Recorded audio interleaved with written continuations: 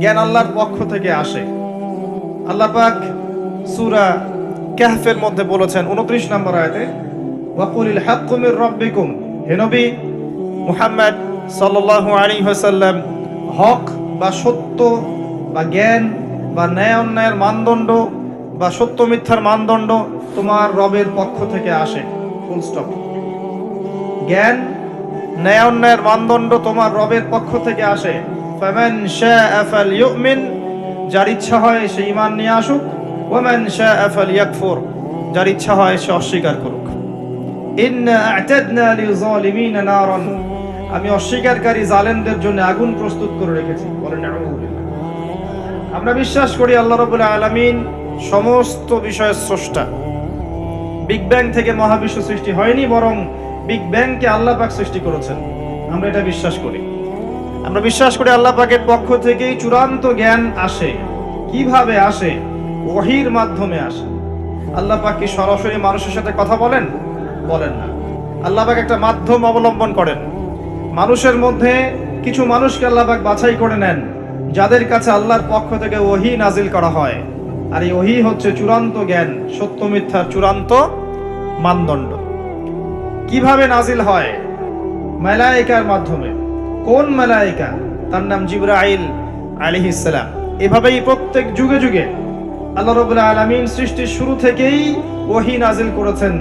তাই আমরা বলতে পারি সভ্যতা শুরু হয়েছে নবী দ্বারা, আর মানুষ সভ্য হয়েছে ওহী দ্বারা।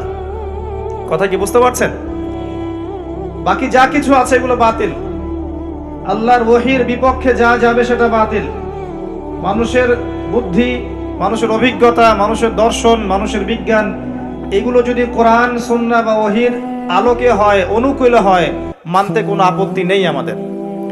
কিন্তু মানুষের কোনো যুক্তি বা দর্শন বা বিধান বা বিজ্ঞান বা স্কুল অফ থট যেটাই বলেন, যদি কোরআন এবং সুন্নাহ বা আল্লাহর ওহীর অনুকূলে না হয়, এটা মানতে আমরা বাধ্য নই।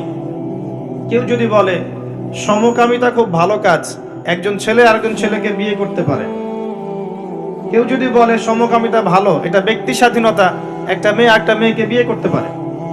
কেউ যদি বলে পর্দা করা ভালো জিনিস নয়, বেপর্দায় চলাই ভালো, ফেমিনিস্ট রেভলিউশন ভালো, নারী পুরুষ একাকার হয়ে চলাফেরা করবে, এটা ভালো। কেউ যদি বলে মাদক দ্রব্য ভালো, মাদক খেলে মানুষের মধ্যে জোশ আসে। কেউ যদি বলে সুদ ভালো, সুদের মাধ্যমে অর্থনীতির উন্নতি হয়, অগ্রগতি হয়, প্রগতি হয়, ইত্যাদি ইত্যাদি। এ ধরনের কথাবার্তা যে বা যারাই বলুক না কেন, যেহেতু এগুলো কোরআন এবং সুন্নাহর অনুকূলে নয়, এগুলো মানতে আমরা বাধ্য নই। এগুলো ছেড়ে দেয়াই, অস্বীকার করাই, এগুলোর সাথে কুফরি করাই আমাদের ঈমান। আল্লাহ পাক কিন্তু আমাদেরকে কুফরিও করতে বলেছেন, আছে না কোরআনে?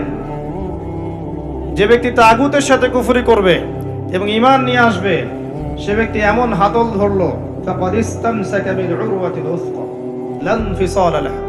আছে না আয়াত? আচ্ছা, এভাবে যারা চিন্তা করে তাদেরকে মুসলিম বলা হয়। আর ইসলাম নতুন কোনো ধর্ম নয়। আর ইসলাম শুধু একটা ধর্মই নয়, এটা একটা কোড অফ লাইফ, জীবন ব্যবস্থা। ধর্ম কাকে বলে? যেখানে আচার অনুষ্ঠান, কৃষ্টি কালচার থাকে। আর জীবন ব্যবস্থা কাকে বলে? যেখানে জীবনের প্রতিটা বিষয়ের সমাধান থাকে। এখন ইসলাম কি, এই প্রশ্ন আপনাকেই করছি, আপনি বলুন, ইসলামে কি শুধু কৃষ্টি কালচার আছে, না জীবনের সবকিছু সমাধান আছে? কিভাবে ইবাদত করবেন ইসলাম বলেনি? কিভাবে ব্যবসা করবেন কোরআন হাদিস বলে নাই? কিভাবে আপনি পরিবার চালাবেন, সমাজ চালাবেন, বিশ্বের অন্যান্য দেশের সাথে আপনি ডিল করবেন, এগুলো কোরআন সুন্নাহ বলেনি? কোরআনুল কারীম এবং নবীর হাদিস আমাদেরকে শিখাচ্ছে কেমন করে চুল আঁচড়াতে হয়। কেমন করে চুল আঁচড়াতে হয় এটাও কোরআন হাদিসের মধ্যে আছে। কেমন করে ইস্তেঞ্জা করতে হয়, বাথরুমে যেতে হয়, এটাও কোরআন হাদিসের মধ্যে আছে। কেমন করে খাবার খেতে হয়, কোরআন হাদিসের মধ্যে আছে। কেমন করে আপনি পরিবার চালাবেন, ব্যবসা বাণিজ্য করবেন, মুআমালাত করবেন, মানুষের সাথে মিশবেন, আত্মীয়দের সাথে মিশবেন, প্রতিবেশীর হক আদায় করবেন, সামাজিক কাঠামোকে ধরে রাখবেন, কিভাবে আল্লাহর জমিনে আল্লাহর দ্বীনের বিধানগুলো এস্টাবলিশ করবেন, কোরআন সুন্নাহর মধ্যে নাই? এমন একটা বিষয় দেখান যেটা কোরআন এবং সুন্নাহে নাই। অনেস্টলি বলেন কোনটা নাই, হটকারিতা করে নয়। হটকারিতা কি? একজন মানুষ জানে যে কোরআন সুন্নাহয় সবকিছু আছে, এরপরেও বিরোধিতা করে, এটাকে বলা হয় হঠকারিতা। আরেকজন ব্যক্তি জানে না যে কোরআন সুন্নাহয় কি আছে, এরপরে বিরোধিতা করে, এই ব্যক্তি কুফরি করছে, হঠকারিতা করছে না। এখন হঠকারী না হয়ে একজন বিজ্ঞ মানুষ হিসেবে, নিরপেক্ষ মানুষ হিসেবে আপনি বলেন যে কোরআন এবং সুন্নাহয় প্রত্যেকটা বিষয়ের সমাধান আছে কি নাই। কেউ মেনে নেয় যে হ্যাঁ সমাধান আছে, কিন্তু আমরা বাস্তবায়ন করতে পারি না, তার হিসেব একরকম হবে। সে মেনে নিয়েছে আকীদাগতভাবে যে কোরআন এবং সুন্নাহয় সবকিছু আছে এবং কোরআন এবং সুন্নাহর মধ্যেই জীবনের প্রত্যেকটা বিষয়ের সমাধান আছে, কিন্তু পারিপার্শ্বিকতার কারণে, বৈশ্বিক প্রেক্ষাপটের কারণে, দুর্বলতার কারণে, ইমানের দুর্বলতার কারণে ইত্যাদি কারণে আমি এগুলোকে 100% বাস্তবায়ন করতে পারি না, তার হিসাব একরকম। আল্লাহ পাক তাকে মাফ করেও দিতে পারেন ইনশাআল্লাহ তাআলা, কারণ তার আকীদা ঠিক ছিল। আরেকজন ব্যক্তির আকীদা হচ্ছে এগুলো নাই, কোরআন সুন্নাহর মধ্যে সবকিছু নাই, কোরআন হাদিসে যা আছে এর চাইতে আমি বেশি ভালো বুঝি, আমার বুঝতে এর চাইতে ভালো বা এর সমমানের, এই ব্যক্তি স্পষ্ট কাফের, স্পষ্ট মুশরিক। দুজনের হিসাব একরকম হবে না। এভাবে যারা চিন্তা করে তাদেরকে মুসলিম বলা হয়। আর ইসলাম নতুন কোনো ধর্ম নয়। আদম আলাইহিস সালাম থেকে শুরু করে মুহাম্মদ সাল্লাল্লাহু আলাইহি ওয়াসাল্লাম পর্যন্ত প্রত্যেকটা নবী সভ্যতার ধারক এবং বাহক ছিলেন, এবং তারা সকলেই মুসলিম ছিলেন। তারা নতুন কোনো ধর্ম নিয়ে আসেন নাই। পরবর্তীতে মানুষ আল্লাহর দ্বীনকে বিকৃত করেছে, আল্লাহর নাজিলকৃত বিধানকে, তাওরাতকে, জাবুরকে, ইনজিলকে, সুহফে মূসা, ইব্রাহিম, এগুলোকে বিকৃত করেছে। বিকৃত করার পরে আল্লাহ পাক নতুন রিলিজন পাঠিয়েছেন, নতুন শেপে, নতুন ফর্মে, নতুন ভাবে, একই বিষয় দিয়েই যে লা ইলাহা ইল্লাল্লাহ, আল্লাহ ছাড়া কোনো ইলাহ নেই। ওয়ালাকাদ বাআসনা ফি কুল্লি উম্মাতির রাসূলা আন ইবুদুল্লাহ ওয়াজতানিবুত তাগুত। আল্লাহ পাক বলছেন আমি প্রত্যেকটা সম্প্রদায়ের মধ্যে নবী রাসূল পাঠিয়েছি, দুইটা দাওয়াত দিয়ে পাঠিয়েছিলাম, তোমরা আল্লাহর ইবাদত করবে, তাগুতকে বর্জন করবে। সিম্পল। প্রত্যেক নবী রাসূল এই কাজই করে গেছেন। তাই মূসা আলাইহিস সালাম ইহুদি ছিলেন বিষয়টা এমন নয়, তিনি একজন মুসলিম ছিলেন। নবী ঈসা আলাইহিস সালাম খ্রিস্টান ছিলেন না, তিনি একজন মুসলিম ছিলেন। আদম আলাইহিস সালাম, নূহ আলাইহিস সালাম, ইব্রাহিম, মূসা, ঈসা, মুহাম্মদ সাল্লাল্লাহু আলাইহি ওয়াসাল্লাম সবাই মুসলিম ছিলেন। তারা কেউ নতুন ধর্ম নিয়ে আসে নাই। এখনকার বই পুস্তকে লেখা থাকে যে ইসলাম ধর্মের প্রবর্তক হচ্ছেন মুহাম্মদ সাল্লাল্লাহু আলাইহি ওয়াসাল্লাম। নাউযুবিল্লাহ। তিনি কি ইসলাম ধর্মের প্রবর্তক না প্রচারক? শব্দ চয়নে এত গাফলতি কেন? তিনি ইসলাম ধর্মের প্রবর্তক নন, ইসলাম ধর্মের প্রবর্তক আল্লাহ রাব্বুল আলামিন। আদম আলাইহিস সালাম মুসলিম ছিলেন, নূহ আলাইহিস সালাম মুসলিম ছিলেন, প্রত্যেক নবী রাসূলই মুসলিম ছিলেন। তারা নতুন কোনো ধর্ম দিয়ে যান নাই, আর ইসলাম দিয়েই গেছেন। ইসলাম চির নতুন, চির প্রাচীন, চির আধুনিক। মুহাম্মদ সাল্লাল্লাহু আলাইহি ওয়াসাল্লাম ইসলাম ধর্মের প্রবর্তক নন, বরং প্রচারক। আমরা সংক্ষিপ্ত আকারে হিস্ট্রি ঘাটলে দেখব প্রত্যেক যুগে যুগে যারাই আল্লাহ এবং তার রাসূলের আনুগত্য করেছে, আল্লাহ পাক তাদেরকে উদ্ধার করেছেন, বিপদ আপদ থেকে উদ্ধার করেছেন, দুনিয়াতেও সফল করেছেন, পরকালেও সফল করেছেন। বলেন সুবহানাল্লাহ।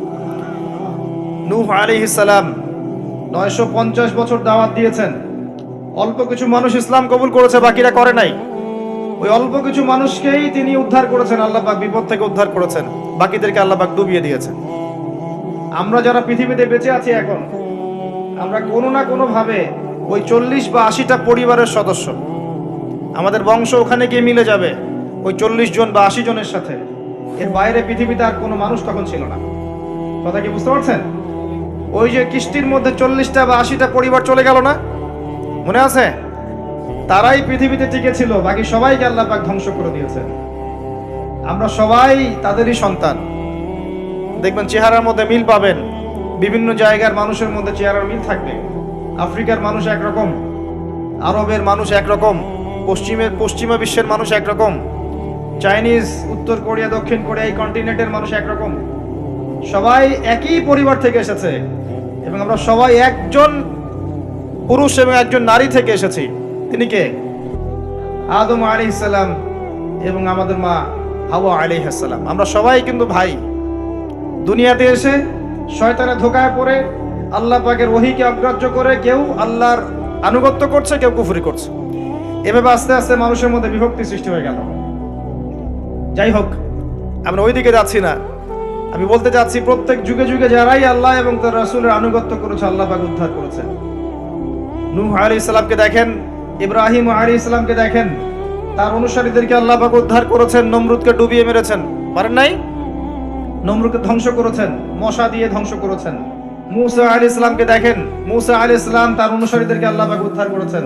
ফিরআউন এবং তার দলবলকে লোহিত সাগরে ডুবিয়ে মেরেছেন। একই সুন্নাহ। নবী ঈসা আলাইহিস সালাম একই সুন্নাহ। মুহাম্মদ সাল্লাল্লাহু আলাইহি ওয়াসাল্লাম, আবু জেহেল, আবু লাহাব, উতবা, সাইবার আছে নাই, কিন্তু আবু বকর, ওমর, ওসমান, আলী রাদিয়াল্লাহু আনহুম আজমাইন, তাদের নাম কিয়ামত পর্যন্ত মানুষ শ্রদ্ধার সাথে স্মরণ করবে, তাই নয় কি? আল্লাহ পাকের একই সুন্নাহ। এই হিস্ট্রি ঘাটলে দেখবেন কিছু কিছু মানুষ এমন ছিলেন যারা নবী ছিলেন না, কিন্তু আল্লাহ পাক তাদেরকে মনোনীত করেছিলেন, ইলম এবং প্রজ্ঞা দিয়েছিলেন। আল্লাহ পাক সেটা এখনো করতে পারেন।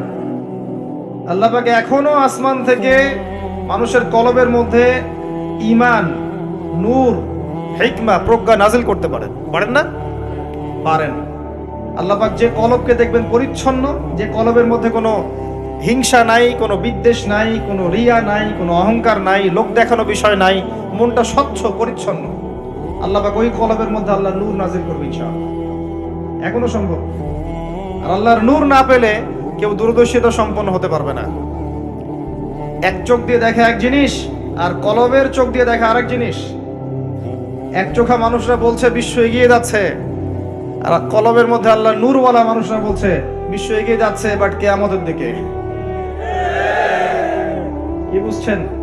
বিশ্ব এগিয়ে যাচ্ছে ঠিকই, বাট কিয়ামতের দিকে, তার শেষ সময়ের দিকে এগিয়ে যাচ্ছে আস্তে আস্তে, এবং এখন খুব দ্রুত এগিয়ে যাচ্ছে। এখন সময় আরো দ্রুত যাচ্ছে। একটা বছর চলে যাচ্ছে একটা মাসের মতো, একটা মাস চলে যাচ্ছে একটা সপ্তাহের মতো, একটা সপ্তাহ যাচ্ছে একটা দিনের মতো, একটা দিন যাচ্ছে একটা ঘন্টার মতো। যারা আল্লাহর নূর এবং বসিরা প্রাপ্ত মানুষ তারা বুঝতে পারে। এই যে রমজান চলে আসলো, কয়দিন আগে রমজান শেষ করে আসলেন, এই যে রমজান চলে আসলো। এই যে কয়দিন আগে জুমার নামাজ পড়লেন, দেখবেন আবার জুমা চলে আসবে।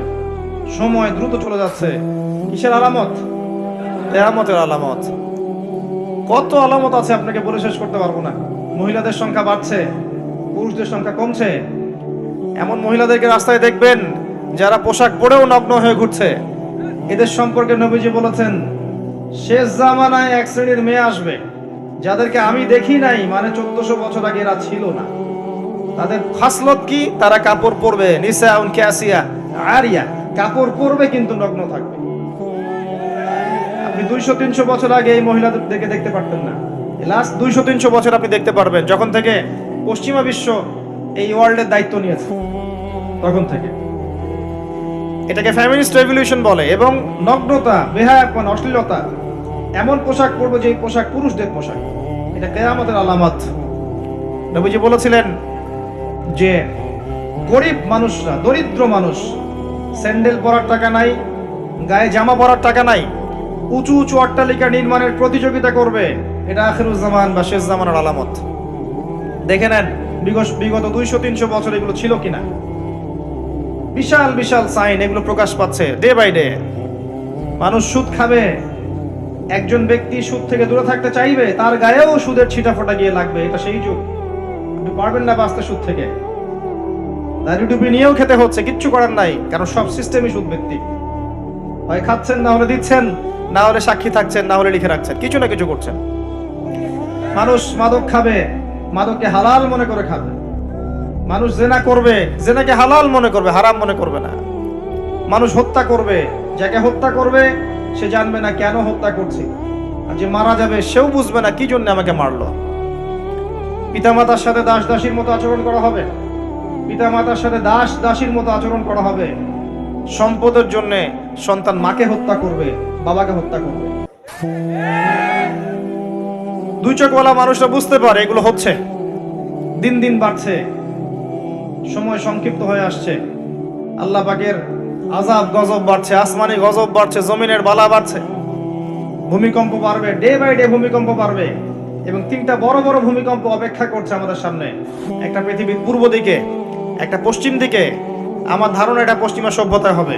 আর একটা হচ্ছে পৃথিবীর মাঝখানে। কিছু মুনাফিককে আল্লাহ পাক ধসিয়ে দিবেন আরবের মধ্যে। আর ওখানেও কিছু মুনাফিক আছে। এটা বুঝতে হলে আপনাকে জিওপলিটিক্স বুঝতে হবে। আরবি দিয়ে কথা বললেই কেউ আমিরুল মুমিনিন হয় না। আরবি দিয়ে কথা বললেই কেউ আমিরুল মুমিনিন হয় না। আব্দুল্লাহ বিন উবাইও আরবি দিয়ে কথা বলতো। তো হত্যা বাড়বে, একটা বড় জিনিস যেটা শেষ জামানায় হবে, এটা আগে হয়নি। এটা বিগত 100 বছর থেকে আমরা দেখছি। এই বিশ্বের বুকে ইহুদি এবং খ্রিস্টানদের মধ্যে একটা বন্ধুত্বের অ্যালায়েন্স হয়েছে, এটাকে আমরা জায়নিস্ট মুভমেন্ট বলি। এই মুভমেন্টটা বিগত 100-200 বছর আগে ছিল না, কিন্তু এটা শেষ জামানায় হবে এমনটা এসেছে। কোরআনেও আছে, ইয়া আইয়ুহাল্লাযীনা আমানু লা তাত্তাখিযুল ইয়াহুদা ওয়ান নাসারা আউলিয়া, তোমরা ওই সব ইহুদি এবং খ্রিস্টানদেরকে বন্ধুরূপে গ্রহণ করো না। কোন সব? সবাইকে না। কোন সব? বা'দুহুম আউলিয়াউ বা'দ, যারা একে অপরের বন্ধু, যারা একে অপরের বন্ধু। বিশ্বের ইতিহাস ঘাটলে দেখবেন, হিস্ট্রির ছাত্র আমি, ইতিহাস ঘাটলে দেখবেন ইহুদি এবং খ্রিস্টানরা একে অপরের সাথে মারামারি করেছে শতাব্দীর পর শতাব্দী। এমনকি ঈসা আলাইহিস সালামকে ইহুদিরাই হত্যা করতে চেয়েছিল, কিন্তু আল্লাহ পাক উঠিয়ে নিয়েছেন, ওয়া মা কাতালুহু ওয়া মা সালাবু। কিন্তু এখন দেখবেন ওরা বন্ধু, এখন দেখবেন ইসরায়েলের বন্ধু পশ্চিমারা। আশ্চর্য একটা বিষয়। আর কোন নিদর্শনের জন্য অপেক্ষা করছেন? এগুলো আস্তে আস্তে ডে বাই ডে বাড়তে থাকবে। হারাজ বাড়বে, হারাজ মানে হত্যাকাণ্ড, প্রচুর হত্যাকাণ্ড হবে। প্রথম বিশ্বযুদ্ধে মানুষ মরেছে প্রায় 3 থেকে 4 কোটি। দ্বিতীয়টাতে মানুষ মরেছে 7 থেকে 8 কোটি। সামনে যেটা হবে, এখানে দেখবেন পৃথিবীর 3 ভাগের 1 ভাগই শেষ ইনশাআল্লাহু আযজা ওয়া জাল। এমনটাই হবে ইনশাআল্লাহু তাআলা। আমরা চাই না এমনটা হোক, কিন্তু কুদিয়াল আমর, লেখা হয়ে গেছে, এগুলো কিছু করার নাই। নবী ঈসা আলাইহিস সালাম আসার আগে পৃথিবীর অবস্থা এমন থাকবে না। পৃথিবী সংকীর্ণ হয়ে আসবে, জনসংখ্যা কমবে, প্রচুর মানুষ মহামারীতে মারা যাবে। আর মহামারীর সময় চলে যাওয়ার পরে কি আসবে সেটাও হাদিসের মধ্যে আছে, ওয়া বা'দাহু সানাওয়াতি জালাজিল, এরপরে আসবে ভূমিকম্পের বছরগুলো। মহামারীর সময়গুলো যখন চলে যাবে, এরপরে আসবে ভূমিকম্পের বছরগুলো। আলেম ওলামা আছে, ওনাদের কাছে অনুবাদ করে নিয়েন। সানাওয়াত, সানার বহু বচন, একটা বছর না, অনেক বছর। জালজালার বহু বচন জালাজিল, অনেক ভূমিকম্প হবে। আর প্রত্যেক ভূমিকম্পে পৃথিবীর সময় কিন্তু সংক্ষিপ্ত হয়ে আসে। এটা আপনারা যারা সায়েন্স জানেন তারা বুঝবেন। যাই হোক, এই অবস্থার প্রেক্ষাপটে ইসলাম ছাড়া আত্মসমর্পণের কোনো জায়গা নাই, আর ইসলাম ছাড়া সমাধানও কেউ দিতে পারবে না। এই জন্য নিরপেক্ষভাবে আল্লাহর কাছে যেহেতু ফিরে যেতেই হবে, আমাদের উচিত ইসলামকে আগে ভালো করে জানা এবং বোঝা, হটকারী না হওয়া। আগে জানা এবং বোঝা যে ইসলামের প্রতিটা বিষয়ের সলিউশন আছে কি নাই। যদি আপনি দেখেন নিরপেক্ষভাবে হ্যাঁ আছে, তাহলে আর দেরি করবেন না, ইস্তেগফার করে আল্লাহর কাছে আত্মসমর্পণ করেন। আল্লাহ পাক আপনার বিগত জীবনের যত গুনাহ খাতা আছে সমস্ত গুনাহ আল্লাহ মাফ করে দিবেন ইনশাআল্লাহ তাআলা। আল্লাহ পাক তো এমনটা বলেছেন, ইল্লা মান তাবা ওয়া আমানা ওয়া আমিলা আমালান সালিহা ফাউলাইকা ইউবাদদিলুল্লাহু সাইয়্যাতিহিম হাসানাত। যারা তওবা করবে, ঈমান নিয়ে আসবে এবং আমল সালেহ বেশি বেশি করতে থাকবে, আল্লাহ পাক তাদের গুনাহই শুধু মাফ করবেন না, বরং গুনাহগুলোকে নেকি দিয়ে পরিবর্তন করে দিবেন। বলেন সুবহানাল্লাহ। এই জায়গায় গিয়ে আবার পয়েন্টে চলে আস। নবী মুসা আলাইহিস সালাম যখন খুতবা দিচ্ছিলেন, তখন তিনি বলে ফেলেছিলেন যে আমি পৃথিবীর সবচেয়ে জ্ঞানী মানুষ, কারণ তার কাছে ওহী আসছিল। আল্লাহ পাক ধরলেন, আল্লাহ পাক নবীদের ছোট ছোট ভুল ধরতেন। আমাদের নবী মুহাম্মদ সাল্লাল্লাহু আলাইহি সাল্লাম বলে দিয়েছিলেন একবার যে আমি মধু খাবো না আজকে থেকে, মনে আছে? মধু হারাম করে নিলাম। লিমা তুহাররিমু মা আহাল্লাল্লাহ, আল্লাহ পাক আয়াত নাযিল করলেন না? কোন সূরায়? সূরা তাহরিম। ভাই, এভাবে আল কোরআনের আলো ঘরে ঘরে জ্বলবে না। যখন কোরআন আপনি স্টাডি করবেন, প্রত্যেকটা ঘরে একটা করে কোরআনওয়ালা মানুষ থাকবে, অটোমেটিক আল্লাহর এই যে আল্লাহ পাকের এই কিতাব আল কোরআনের আলো সমস্ত ঘরে ঘরে জ্বলবে ইনশাআল্লাহ তাআলা। কোরআন পড়ার লোক তো লাগবে, কোরআন পড়ার মানুষ তৈরি করতে হবে। প্রত্যেক ঘরে ঘরে একটা করে মানুষ তো চাই যে কোরআন গবেষণা করতে পারে। তখন দেখবেন অটোমেটিকলি কোরআনের আলো ঘরে ঘরে জ্বলে যাবে ইনশাআল্লাহ তাআলা। আবেগ দিয়ে হয় না, আবেগ দিয়ে কোনো কিছু হয় না। যারা ইসলামের বিরুদ্ধে কাজ করছে না, আবেগ দিয়ে কাজ করছে না, বিবেক দিয়ে কাজ করছে। আমরা আবেগী জাতি, আমরা আবেগী জাতি না, আমরা আবেগী জাতি, খুব আবেগ আমাদের। দিনের পিছনে আবেগ ভালো জিনিস, কিন্তু আবেগ দিয়ে দিন প্রতিষ্ঠা হয়নি কখনো। নবী সাল্লাল্লাহু আলাইহি ওয়াসাল্লাম হিকমা দিয়ে, বুদ্ধি দিয়ে, কৌশল দিয়ে ধীরে ধীরে বেসিক ঠিক করে আস্তে আস্তে আস্তে আস্তে ইসলামকে এগিয়ে নিয়ে গেছেন। 23 বছর সময় লেগেছে। কত বছর? কখনো কখনো অত্যাচার সহ্য করতে হয়েছে, করেছেন। কখনো মার খেতে হয়েছে, খেয়েছেন। কখনো গালি খেতে হয়েছে, খেয়েছেন। কখনো সমালোচনা সহ্য করতে হয়েছে, করেছেন। কখনো দেশ থেকে চলে যেতে হয়েছে, চলে গিয়েছেন। হাল ছেড়ে দেন নাই, ধীরে ধীরে ইসলামকে নিয়ে এগিয়ে গেছেন। একদিনে তো দিন কায়েম হয়নি, হয়েছে? নবী ঈসা আলাইহিস সালাম যখন আসবেন, তিনিও একদিনে দিন কায়েম করবেন না। অনেক চড়াই উতরাই পেরিয়েই ইনশাআল্লাহ তাআলা জেরুজালেম থেকে তিনি পুরো বিশ্বে ইসলামী খেলাফা কায়েম করবেন ইনশাআল্লাহ। তার আগ পর্যন্ত এভাবে গ্লোবালি কিছু হবে এটা আমার মনে হয় না। আমি স্টাডি করে যা মনে হচ্ছে, আমার কাছে মনে হয় না যে গ্লোবালি তার আগে কিছু হবে। ক্ষুদ্র পরিসরে বা ব্যক্তিগতভাবে বা সামাজিকভাবে ছোট ছোট ক্ষেত্রে কিছু হতে পারে, কিন্তু বড় পরিসরে মনে হচ্ছে না যে এত সময় আমাদের হাতে বাকি আছে। আল্লাহ রাব্বুল আলামিন ভালো জানেন, ইল্লা মাশাআল্লাহ। নবী মুসা আলাইহিস সালাম যখন এই কথা বলছেন, আল্লাহ পাক ধরে ফেলেছেন। তিনি বলছেন, আমার একজন বান্দা আছে যার নাম খিদর। খিদর আলাইহিস সালাম, খিদর মানে শ্যামল বা সবুজ। তিনি যেখানে বসতেন ওই জায়গাটা সবুজ হয়ে যেত। একটা রুক্ষ জায়গায় তিনি বসলে ওই জায়গা সবুজ হয়ে যেত। তিনি বললেন, খিদর তোমার চেয়ে বেশি জ্ঞানী মানুষ। নবী মুসা আলাইহিস সালাম বলেন, আমি তার সাথে মিট করতে চাই, আমি তার সাথে দেখা করতে চাই, আমি তার কাছে জ্ঞান শিখতে চাই। তিনি এগিয়ে গেলেন জ্ঞান শেখার পথে। একজন সাথীকে তাকে বলে দেওয়া হয়েছিল, এই মাছটা যেখানে গিয়ে জীবিত হয়ে যাবে সেখানেই তুমি তাকে পাবে। যেখানে দুইটা সাগর একসাথে মিলিত হবে সেখানে তুমি তাকে পাবে। নবী মুসা আলাইহিস সালাম ওই জায়গা থেকে আরো দূরে চলে গিয়েছিলেন, এবং যখন তিনি পথটা ভুল করেছেন তখন ক্লান্ত হয়ে পড়েছিলেন। এই জায়গায় গিয়ে আমি বলি যে আপনার জীবনের চলার পথ যদি ভুল হয়, আপনি খুব দ্রুত ক্লান্ত হয়ে যাবেন আর কি। আপনার কথা কি বুঝতে পারেন? আপনার জীবনের চলার পথ যদি ভুল হয়, আল্লাহর পথে না হয়, তাহলে আপনি খুব দ্রুত ক্লান্ত হয়ে পড়বেন। নবী মুসা আলাইহিস সালাম যখন বুঝতে পারলেন পথ ভুল হয়েছে, আবার ফিরে আসলেন। এসে দেখলেন পাথরের উপরে, শিলাখণ্ডের উপরে সেই ব্যক্তি বসে আছেন, তার নাম খিদর আলাইহিস সালাম। যে পৃথিবীর সবচেয়ে জ্ঞানী মানুষ, তার চরিত্র হওয়া দরকার ওই শিলার মতো। এটা একটা নিদর্শন। তিনি পাথরের উপর বসেছিলেন। খিদর আলাইহিস সালাম, নবী মুসা আলাইহিস সালাম বললেন, আমি আপনার কাছে জ্ঞান শিখতে চাই। আমি শুনেছি আপনাকে আল্লাহর পক্ষ থেকে জ্ঞান দেওয়া হয়েছে। তিনি কিন্তু নবী নন। আমি বোঝাতে চাচ্ছি যে নবী না হয়েও জ্ঞানী হওয়া যায়। আল্লাহর পক্ষ থেকে জ্ঞান আসতে পারে যদি আপনার কলবে কি থাকে, নূর থাকে, স্বচ্ছতা থাকে, এবং আপনি বেশি বেশি আল্লাহর জিকির করেন, আল্লাহকে ডাকেন, আপনি আল্লাহর মারিফত অর্জন করতে পারেন। মনের মধ্যে হিংসা থাকে না, বিদ্বেষ থাকে না, অহংকার থাকে না, আল্লাহর নূর আসতে পারে। এই যুগেও সম্ভব ইনশাআল্লাহ তাআলা। হাল আত্তাবিউকা আলা আন তুআল্লিমানি মিম্মা উল্লিমতা রুশদা। মুসা আলাইহিস সালাম বলছেন, আমি কি আপনার সাথে সফর সঙ্গী হতে পারি? এই শর্তে যে আপনি আমাকে জ্ঞান শেখাবেন, যেই জ্ঞান আল্লাহ আপনাকে শিখিয়েছেন। এবার খিদর আলাইহিস সালাম বলছেন, ইন্নাকা লা তাস্তাতিআ মাইয়া সাবরা। তুমি তো আমার সাথে ধৈর্য ধরতে পারবে না। সুবহানাল্লাহ। একজন নবীকে বলছেন, একজন নবীকে একজন মানুষ বলছেন, তুমি তো আমার সাথে ধৈর্য ধরতে পারবে না। আপনি মনে করেন একটা স্কুলের টিচার 100টা বাচ্চাকে পড়াচ্ছেন। পরীক্ষার আগে আপনি বলে দিলেন যে 1 বছর আমি তোমাদেরকে পড়িয়েছি, তুমি অমুক আব্দুল্লাহ ফার্স্ট হতে পারো, আর তুমি আব্দুর রহমান তুমি ফার্স্ট হতে পারবে না, তুমি হবে লাস্ট। আপনার অভিজ্ঞতা, আপনি 1 বছর পড়িয়েছেন, আপনি দেখলেন রেজাল্ট ঠিক তাই হলো, আব্দুল্লাহ ফার্স্ট হয়েছে, আব্দুর রহমান লাস্ট হয়েছে। এর মানে কি এই টিচার গায়েব জানে? গায়েব জানে? তার ইলম, তার প্রজ্ঞা, তার অভিজ্ঞতা। নবী মুসা আলাইহিস সালামকে বলছেন তিনি, খিদর আলাইহিস সালাম, ইন্নাকা লান তাস্তাতিআ মাইয়া সাবরা। তুমি আমার সাথে ধৈর্য ধরতে পারবে না। মানে গল্পের শেষে আপনি কি দেখবেন, তিনি আসলেই ধৈর্য ধরতে পারেন নাই।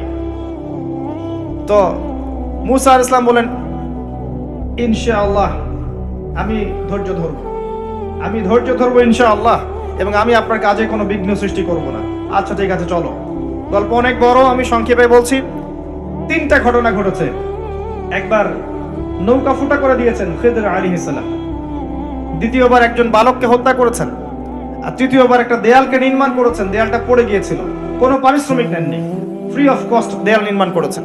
নবী মুসা আলাইহিস সালাম প্রত্যেকবার বলছেন যে আপনি এই কাজটা কেন করলেন, আপনি এই কাজটা কেন করলেন, বারবার জিজ্ঞাসা করছেন, ইন্টারফেয়ার করছেন। এবং খিদর আলাইহিস সালাম বলছেন, আমি কি বলিনি তোমাকে, আলাম আকুল লাক ইন্নাকা লান তাস্তাতিআ মাইয়া সাবরা। এক পর্যায়ে যখন তিনি তৃতীয় প্রশ্নের উত্তর দিতে পারলেন না, সবর করতে পারলেন না, তখন খিদর আলাইহিস সালাম বললেন, হাদা ফিরাকু বাইনি ওয়া বাইনাক, এই হচ্ছে তোমার আমার পার্থক্য, আর একসাথে চলা হলো না। তবে যাওয়ার আগে আমি তোমাকে জানিয়ে দেব কেন আমি এই কাজগুলো করেছি।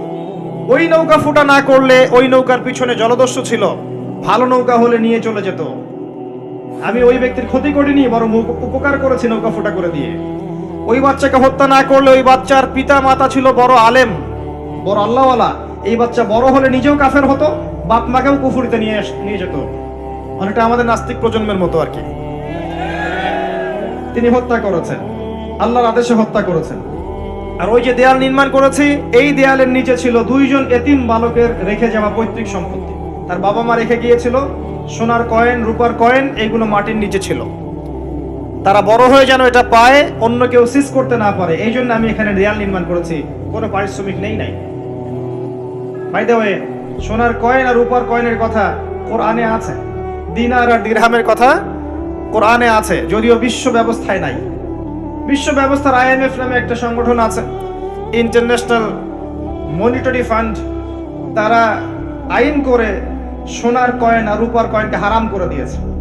আপনি কি সেটা জানেন যে পশ্চিমারা সোনার কয়েন আর রূপার কয়েনটাকে হারাম করেছে অর্থনীতি থেকে? Ban, totally ban. তাদের আর্টিকেলস অফ চার্টারের মধ্যে আছে, লেখা আছে যে এই বিশ্ব বাজার থেকে সোনার কয়েন রূপার কয়েনকে ব্যান করে দেওয়া। কেউ যদি আল্লাহর হালালকে হারাম করে, তাকে আমরা কি বলতে পারি? কেউ যদি আল্লাহর হারামকে হালাল করে আর আল্লাহর হালালকে হারাম করে নেয়, তাকে আমরা কি বলতে পারি? আর এই পাপটার নাম কি? সূরা তাওবার 31 নম্বর আয়াত অনুযায়ী এই পাপটাকে বলা হয় শিরক। জি, সূরা তাওবার 31 নম্বর আয়াত অনুযায়ী এই পাপটাকে বলা হয় শিরক। কে অধিকার দিল মানুষকে আল্লাহর হালালকে হারাম করার? একটা কয়েনের মধ্যে ইন্ট্রিনসিক ভ্যালু থাকে, অন্তর্নিহিত মান থাকে। এখানে যতটুকু সোনা আছে এতটুকুই আছে, এর ইন্ট্রিনসিক ভ্যালু আছে, অন্তর্নিহিত মান আছে। আজীবনে এই মান কমে যাবে না ইনশাআল্লাহ তাআলা, বরং বাড়বে। আপনার কাছে যা দিয়েছে তারা এটা হারাম করার পরে, এটার মান দিন দিন বাড়ে না, বরং দিন দিন কমতে পারে। এতে করে আপনি আপনার শ্রম হারাচ্ছেন। আপনি শ্রম দিয়ে টাকা আর্ন করছেন, সেই কঠোর পরিশ্রমের টাকার মান যখন কমে যায়, তখন আপনার শ্রমটাও চলে যায়। কেউ আপনার শ্রমটা চুরি করে খেয়ে ফেলে। শুধু ব্যক্তি পর্যায়ে না, বড় বড় রাষ্ট্রকে তারা দেউলিয়া করতে পারে, করেছে হিস্ট্রিতে। যাই হোক, ওইদিকে আমি যাচ্ছি না। তবে কোরআনে যে দিন আর দিরহামের কথা আছে এটা জেনে রাখেন। অ্যাটলিস্ট কিছু করতে পারবেন না আমি জানি, বাট জেনে রাখেন। জানতে দোষ আছে? জানতে কোনো দোষ আছে? কিছু করার নাই, কিন্তু জানতে দোষ আছে? আচ্ছা, জেনে রাখেন। এরপরে নবী মুসা আলাইহিস সালাম 3টা উত্তর পেয়ে গেলেন। এখন এই যে ঘটনাটা আপনাকে বললাম, সূরা কাহফের মধ্যে আছে, এখানে খিদর আলাইহিস সালাম কি এক চোখ দিয়ে দেখেছেন না 2 চোখ দিয়ে দেখেছেন? নবী মুসা আলাইহিস সালাম বাইরের চোখ দিয়ে দেখছেন, এটা কেন করলেন, এটা কেন করলেন, এটা কেন করলেন। এর পিছনের কারণটাকে যদি ধরতে পারেন নাই, নবী হয়েও ধরতে পেরেছেন কে? খিদর আলাইহিস সালাম। তার মানে আল্লাহর পক্ষ থেকে জ্ঞান যখন আপনার কাছে আসবে, আপনার কলবে আল্লাহর নূর আসবে, হিকমা এবং প্রজ্ঞা আসবে, আপনি অনেক দূর পর্যন্ত দেখতে পারবেন ইনশাআল্লাহ তাআলা, যেটা সাধারণ মানুষ পারবে না। লাকাদ আতাইনা লুকমানাল হিকমা আন ইশকুরু লিল্লাহ। আমি লোকমানকেও হিকমা দিয়েছিলাম। সুবহানাল্লাহ। লোকমান আলাইহিস সালাম হয়তো নবী ছিলেন না, আল্লাহ বলছেন আমি লোকমান হাকিমকে আমি হিকমা দিয়েছি, প্রজ্ঞা দিয়েছি। 3 জন ব্যক্তির জন্য জান্নাতের একটা সুসংবাদ আছে, জান্নাতে বড় মর্যাদা আছে। 3 জনই হচ্ছেন কালো বর্ণের, আফ্রিকান কন্টিনেন্টের মানুষ। কালো বর্ণের, হয়তো চেহারা সুন্দর না, কালো, কুৎসিত চেহারা মতো। কুৎসিত বলতে আমি বুঝাচ্ছি না যে বিভৎস, আমি বুঝাচ্ছি যে কালো, যেটাকে আমরা মনে করি যে কুৎসিত চেহারা। আসলে তো মানুষ কুৎসিত নয়। মানুষ কি কুৎসিত হয়? কালোর মধ্যে সৌন্দর্য আছে না? নর্মাল যে ভাষা ব্যবহার করে সেই ভাষায় বললাম যে 3 জন কালো বর্ণের মানুষের জন্য জান্নাতের সুসংবাদ আছে। যারা কালো ছিলেন, আফ্রিকার মানুষ ছিলেন, ইথিওপিয়া, ইরিত্রিয়ার মানুষ ছিলেন। তাদের একজনের নাম হচ্ছে বেলাল আল হাবাশি রাদিয়াল্লাহু আনহু, যাকে উমাইয়া বিন খালাফ মক্কায় শুইয়ে বুকের উপর পাথর চাপা দিয়েছিল না, আর তিনি বলতেন আহাদুন আহাদ। তাকে শুইয়ে দেওয়া হয়েছে এবং বলা হচ্ছে বলো লাত এবং উজ্জার নামে কসম করো। কিচ্ছু করতে হবে না, ইসলামকে অস্বীকারও করতে হবে না, খালি লাত এবং উজ্জার নামে কসম করো। সে বলছে আহাদুন আহাদ, যিনি এক তিনি এক, যিনি এক তিনি একক। অত্যাচার করা হচ্ছে, নির্যাতন করা হচ্ছে, তিনি একটা কথাই বলছেন, আহাদুন আহাদ, যিনি এক তিনি এক। আল্লাহ পাকের কাছে এত ভালো লেগেছে।